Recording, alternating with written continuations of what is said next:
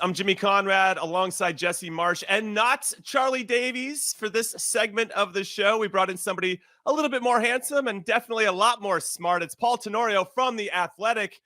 And Paul, it's great to see you. First and foremost, I saw you in LA last weekend. How are you doing? I'm good, man. I got a little sun, which is always important when you live in Chicago to escape in March and April and go somewhere that actually has some sun that's showing in the sky. But yeah, been quite a week in MLS world this week. So Yeah, I busy. think what's interesting is that not only were you there in LA to see El Tráfico, like I was, LAFC versus the LA Galaxy, but also you were convening because in being there in LA, because, the MLS owners were convening to explore some opportunities to maybe expand the salary cap. Now, before we get into these new MLS rules that are now going to go into effect, Tata Martino, the head coach of Inter Miami, had these comments after his team got knocked out of the Concacaf Champions Cup, which I think is good, let's say, connective tissue from the segment we just had to what we're going to talk about now. Now, Tata Martino said the teams that have advanced in the Champions Cup are the teams that have the best squads in Mexican football. I mentioned recently that until MLS relaxes its many roster rules in order to build more robust squads where player absences, injuries, suspensions aren't as difficult to overcome, evidently, Mexico will always have an advantage. I threw always in there. I don't know why I did that, but Mexico will have an advantage. So taking that, Paul, can you explain to us and all of our listeners and people that watch us and who are loyal to us, what happened at these MLS meetings and what was the summation of everything? And do you think it's good for the league? Lots of questions here. Sure. Well, a lot happened at these meetings. First of all, Johnny Infantino from FIFA was there. So the start of the meetings was based around listening to FIFA talk about their ideas regarding the growth of the league, the growth of the sport in the United States, with the Club World Cup coming, with the World Cup coming. And at one point in the meeting, they do vote on things that have been passed in the subcommittees. And in Major League Soccer, they've recently renamed it. It used to be called Product Strategy. Now it's the Sporting and Competition Committee. And there is basically 3 rules that they're going to bring in the middle of the season. And typically you don't see bigger rule changes in the summer, but they made these changes to try to take a little bit more advantage of the transfer windows. And I'll try to run through them kind of quickly. The first 2 are a little bit easier, so we'll start there. MLS teams typically have a 1 buyout per year that they can buy out a player's contract to open up cap space on the roster. They doubled that to 2 buyouts per season.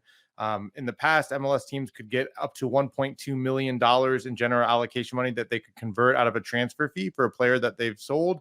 Now they can convert up to $3 million of transfer fees per year into general allocation money. So if you sell 1 player for 10 million, you can convert it to 3. If you sell 2 for 4 million, you can convert up to 3. And that basically is done to protect teams that are only selling 1 player, that, they were getting less money than a team that sold 2, no matter how much revenue they were bringing in. And the last one is essentially decoupling the DPs from the U22 initiative players. So in the past, if you had 3 senior designated players, so the highest ranking designated player is the easiest way to think of it, you could only have 1 U22 player. Now, no matter what, you can have 3 U22 players. And then they kind of within that created this rule that I think is the thing that's most worthy of debating, which is you have 2 different routes that you can do with that now. You can go with 3 senior DPs and 3 U22s, or you can go with 2 DPs and you get 4 U22 players and $2 million of general allocation money. And the idea there is, maybe you can spread that out more across the roster. Talking to some sporting directors, they pushed back on that a little bit, but those are the changes that would go into place in the summer, pending these conversations that the league has to have with the union this week. Okay. I mean, let me dive into this a little bit. Okay. Yeah, I'm going to take this in multiple ways. First, like giving teams 2 buyouts to me is not a solution, right? A solution is teams making better decisions on how they spend their money. And so the expertise that it requires to make sure that when you invest in players, that you're making sure that you make the right decisions. So giving 2 buyouts is just excusing more mistakes. And by the way, if I go back over my career when I was in MLS, I think we bought out 1 player the entire time with all the teams that we had. So, and the importance is not just how much money you have, but the efficiency at which you spend it and the expertise you have built into your club so that you make the right kinds of decisions. You say only 1 player during your career got bought out, but I'm sure you could name 10 to 15 to 20 players that should have been bought out, but they didn't have the opportunity to do that. Because I ran into situations where like this guy, yeah, he was good in X country, but he's not fitting into what's happening here. Yeah, but so by giving, so what? So it's okay. You think it's okay to give more money and then more buyouts, which is another. Why not put instead of another buyout? Why not put more resources into educating scouts, educating academy, educating infrastructure, so that we make better decisions on exactly how we're spending our money? Well, Jesse, there is no budget on that stuff. MLS teams, the unrestricted cap in MLS is front office. You can. I understand, but you should. I think an initiative is to force teams to invest in infrastructure, not ask them to spend it freely, however they want, but to force teams to. This is done across the world, by the way, by different leagues. That you have a minimum spend for scouting budgets, for all these things, so that you make sure that you're building your expertise within the league. That's a big thing in the Premier League. That's how they've really elevated so much of the expertise, right? Yeah. So there's that. There's that part. This excuses making mistakes. All right. I get it. I would always talk about, okay, we all want to coach better players. I was in a coaches meeting once where Todd Durbin presented, we have a youth player, an academy player initiative, and then we're upping TAM and GAM. And everyone in the room is going, yeah. Well, that's great because we believe in the academy and we want more players. And I was sitting next to Mike Petke at the time, and Mike Petke was with Salt Lake. And we were the two teams that were leading in homegrown minutes by far. Right. And I said, well, wait a minute. These are competing interests here. Right. What do we understand that by giving more TAM, we're actually going to be taking away from potential for young players? And so why not create more incentives? If everyone sits in here and says, oh, yeah, our identity is academy players, and they play 10% of the minutes that the New York Red Bulls and Real Salt Lake do, why not incentivize what the New York Red Bulls and Salt Lake are doing and find ways to actually put money where it's going to matter in the long run, which we all care about the development of the game. And I still think that youth development needs to be a big part of that. Okay. That's a side note. So you got me going. Okay. You got me going. Everybody. Jesse's triggered. There's another part. Part. Okay. Paul, thanks for being on Jesse's show, by the way. It's going to be Jesse. From here. No, for me, no one wants to hear Tata Martino whine about his budget and the budgets of other teams. Okay. And let me tell you right here, Miami is the number one by Transfermarkt player pool in the league at 85 million. The next closest is Atlanta at 61 and Seattle at 55. So this is hypocritical. Like if he wants to complain about how he doesn't have the same budget as what the Mexican team does, and we can go through that because he's not far off actually from what the Mexican teams have, then he has to also, when he wins games, acknowledge the fact that, yeah, my team's better than the other teams, right? Like you can't have your cake and eat it too, man. I'm sorry. So but this is how football works. Everybody has their own idea and opinion of what's happening with them and how it's working. I was in the Premier League with a team with 150 million budget playing against teams with $1 billion pound budget. Sorry, 150 billion and £1 billion, or 150 million and £1 billion pound. Like that is a freaking discrepancy. Okay. And by the way, I didn't complain once in the media. I didn't make excuses. I didn't rat out my owner or our team or any of it, because you live in realities, and your realities are on the day, whoever you're tasked with playing, can you be better? Can you be better? And no one wants to hear excuses. Yeah, I hear all of the things you're saying. I think for me, it gets summed up into one idea that I had a discussion with somebody who works in the league, and he put it best, which is like, for me, the problem isn't all of these little things that get put in or taken out or changed or tweaked. It's the system itself, because the system is designed to try to force teams to all operate within the same idea of how to build a team. Now, you can have different aspects of that idea, like Red Bull and Philly now, they're more youth driven, but within that, you still have to have most of your money spent on DPs, the next most spent on U22s, the next most spent on TAM, and then you got some breakouts for homegrown players. If you're Miami, same idea. Your most money is on your top 3 players, then the next 3, then the next. And it allows for slight variations in game models, slight variations in building teams, but not a lot. And I think if you were to do what the rest of the world does with a cap and just say, okay, here is how much money you're allowed to spend, and we trust you to spend it smartly or to the best that you can. I think it does a lot of things for the leagues. It allows for more variation of identity of how to build teams and how to build rosters, which then I think leads to more variation in how teams play. And it also puts more pressure on teams to invest in scouting infrastructure. Of course. And you have to fail. There's no one to blame but yourself, right? You have to decide what you want to prioritize by your market, by the type of team you want to build, everything. Exactly. Right? And Paul, I always say that we live in the United States is a capitalist society, and MLS and sports in general are run like communism. Yeah. Right. Like everyone has to be fair. And believe me, I like the aspect of parity. I really do, because it gives everybody a chance. Then I've worked a lot in socialist countries, right, where the infrastructure is clearly socialist and their professional sports leagues are capitalist. Right. Yeah. And so I'm not saying what I think is the right model. I get both sides, and for people who want to achieve and try to push the envelope for what greatness can become, then if they have the money and the resources and they have the fan base and everything else, then I say, let them go for it. Right. But that's one of the things I think we have to figure. MLS is always trying to be in between, and the league office wants to control things, but and some owners want to control things because they don't want player salaries to inflate. They don't want cost of other things that require a club to be good. If somebody starts spending more money on infrastructure, training grounds, all of these things, and it now pushes them above the others, then they don't like this. Right. No, and then there's other owners who say, I want to go for it. I want to go to the moon. And so that what MLS has to figure out is what kind of league does it want to be? And until then, it's not going to be easy to play against the Mexican teams because they spend more, they have more history and expertise, and they're in a better place with their club teams right now. I think what makes sense to me was that the league started in that style or that philosophy because of the failed leagues that we had leading up to it, and coming off the 94 World Cup, you wanted to have some control of what was happening so this thing could kind of grow.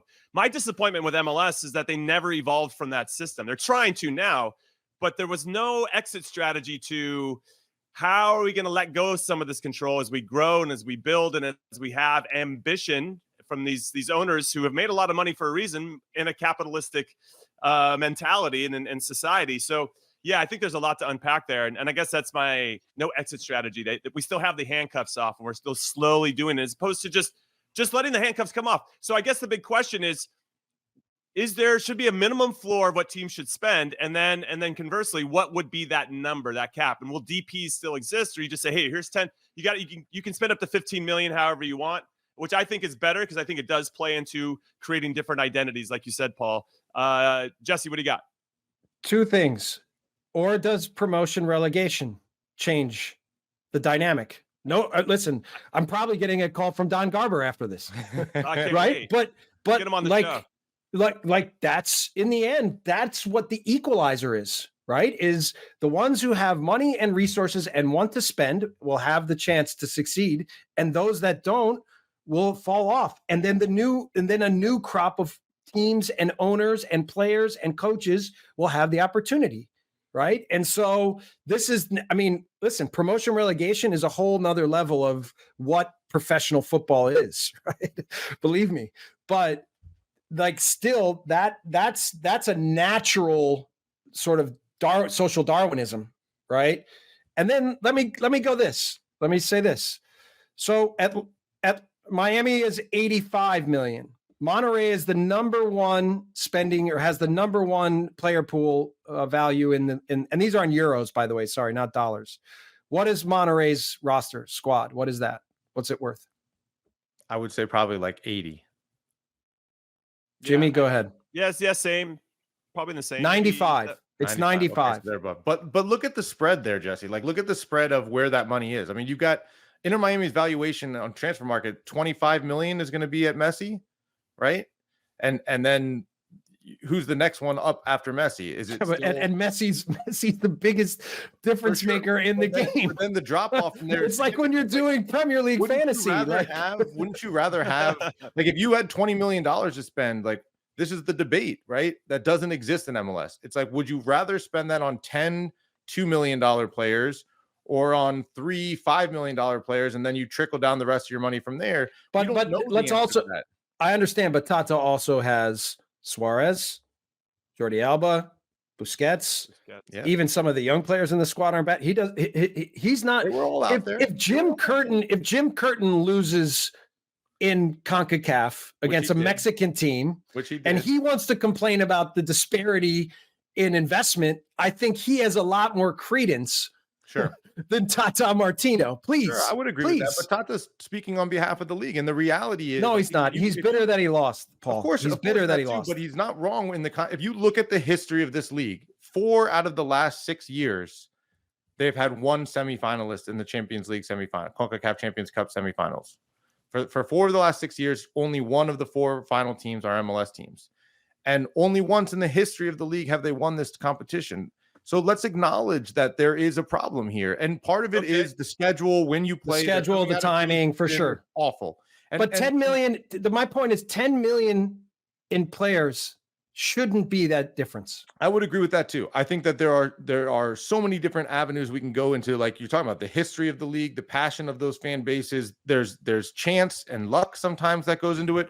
I mean, Inter Miami getting a red card at home and giving up 2 goals in the final 10 minutes factors into this series. Drake Calendar's mistake factor, all these things that are, outside of it. But I do think, like, at the end of the day, when we look at the gap between the 2 leagues and closing that gap at the top, like if you look at Leagues Cup, you see that the lower level Mexican teams are not better than MLS. It's really, how do you achieve becoming the best league in this hemisphere? Like, forget about just Mexico. Like, can you become better than the Brazilian league? Can you be the best teams in the Americas? And you're going to have to spend more eventually to do that. These rules that got instituted this summer, I don't think are enough to do that.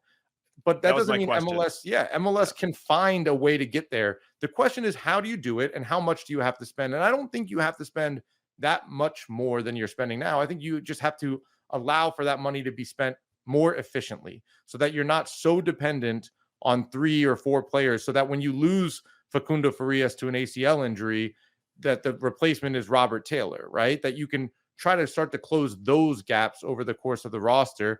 And as Jesse started this thing saying, take your money that you're not restricted on and pour it into the academy, into the scouting infrastructure, so that you can have scouts all over the world, that you can have a process. And MLS will say they're doing that, right? They're spending $3 to $4 million a year on MLS Next Pro to try to build that league. They're spending $3 million a year on the academies.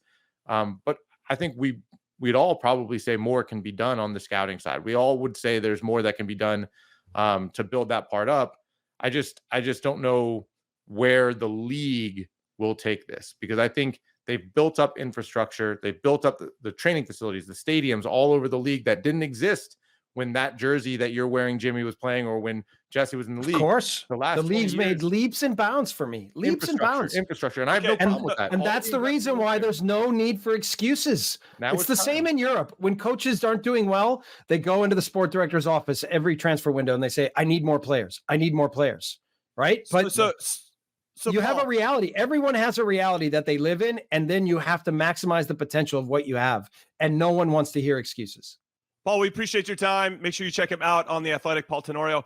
Last question, short answer, yes or no. Do you think these rules from MLS are a step in the right direction? Yes and no. It's such a cop-out.